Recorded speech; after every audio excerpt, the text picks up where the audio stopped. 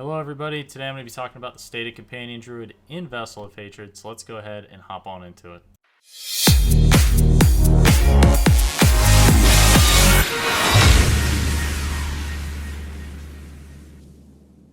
Alright, so I'm going to be focusing on the Werewolf Companion build as I still need to do more testing on Poison Creeper and Ravens. I'll be giving you guys an update on those in the coming days.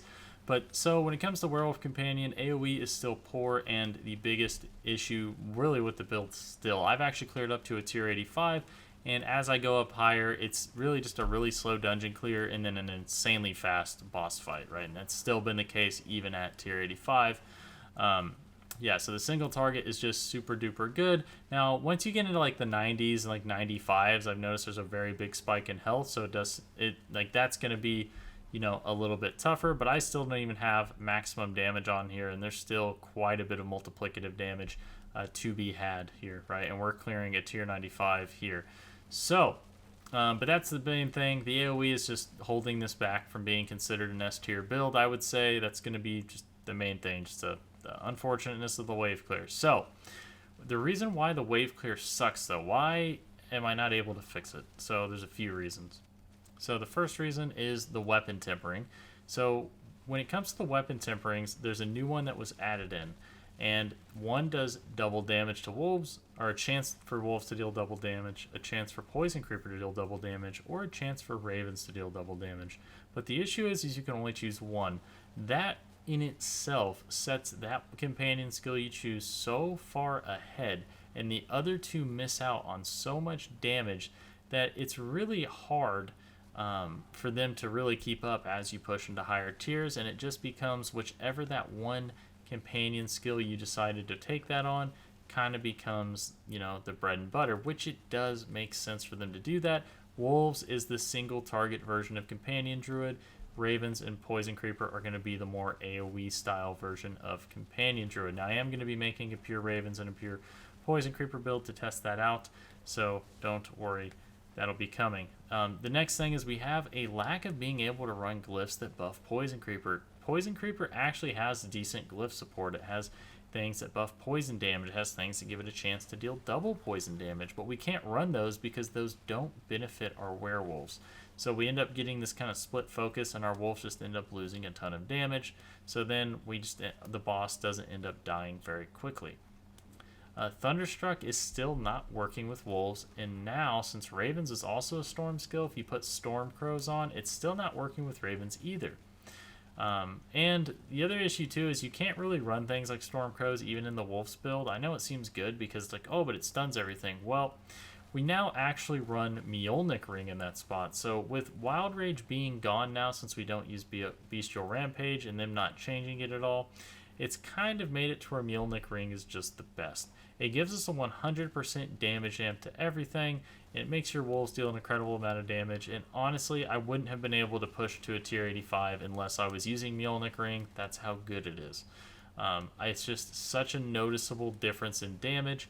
It's just super good. It also gives you unlimited spirit, and you can go infinite on it if you roll Cataclysm CDR on your ring, on the amulet, and then just get some master workings on that Endless Tempest. And if it's not up 100% of the time, it's up pretty darn close. So because of that, it kind of restricts our glyph slots because you can't give up Aspect of the Stampede, you can't give up Moonrage because each of those give a ton. So Aspect of the Stampede gives you +1 companion. That's 78% damage now. Right, and that's not an over-exaggeration. That's what that is, 78%, because they buff Shepherd's Aspect, so now it gives you 26% per companion. So we can't give up that. Moonrage, well, that gives us another 3 wolves, so that's another 78% damage. You can't really give that up either.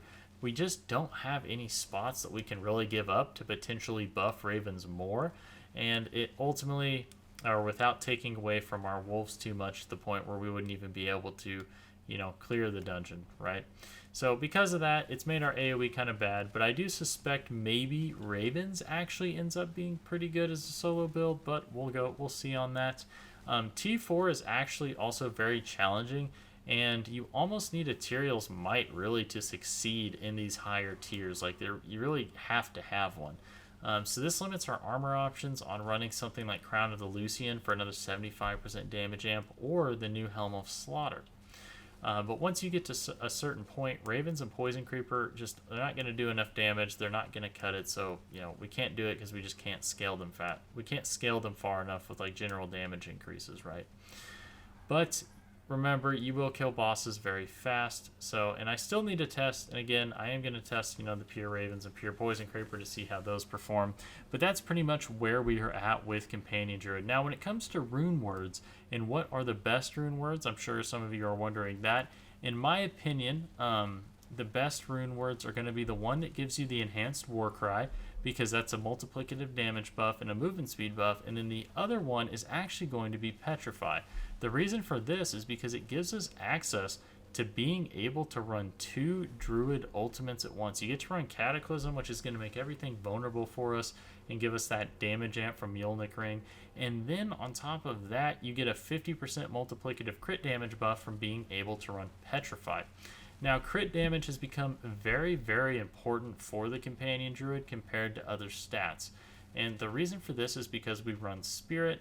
That gives us a 28.5% increased critical strike damage bonus. So every single point of crit damage that you're getting is worth way more than what it would seem on paper, right? Because if you have 3 or 4 different multipliers, that means 100% crit damage is really like 500% crit damage, right? So you got to remember that whenever you're thinking about like your stat selection. We're definitely stacking a lot of crit damage now, because we have 4 different crit multipliers between Petrify, the Spirit Glyph, the Shapeshifter Glyph, and our Spirit Boon from the hawk, or the eagle, I guess I should say, right?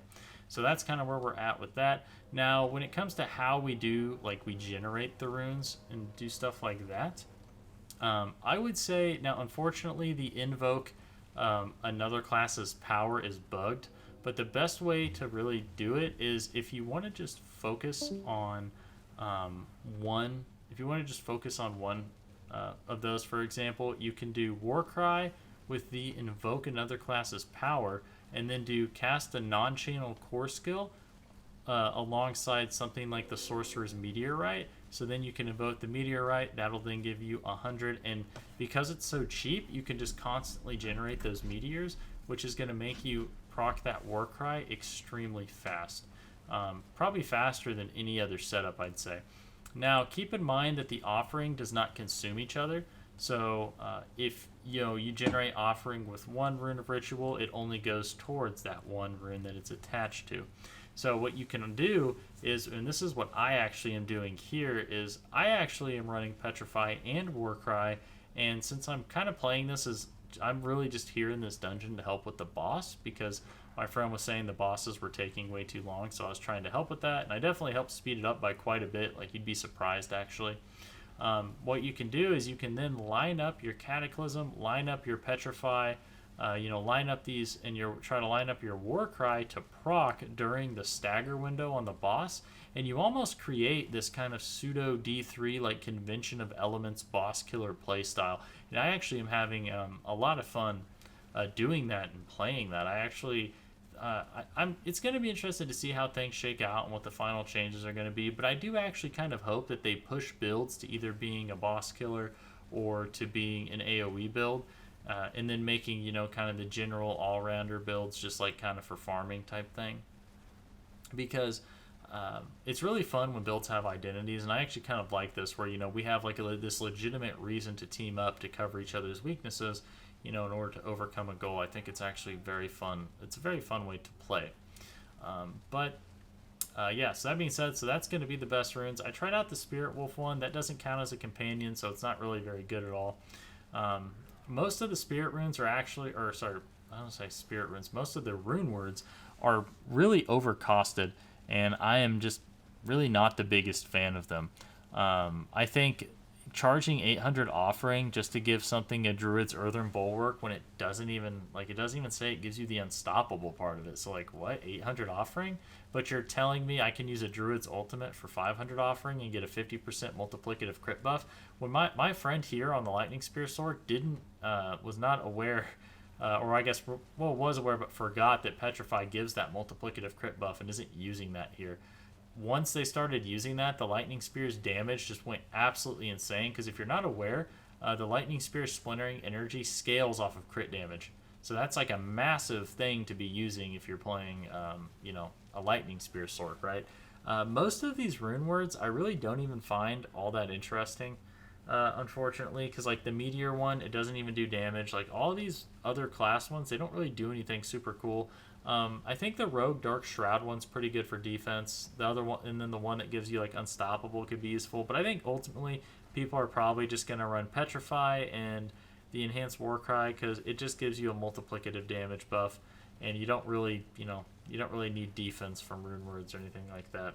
So that's kind of what my thoughts are on the rune words right now. They're just kind of meh. I mean, they're good and they do obviously add a lot of power.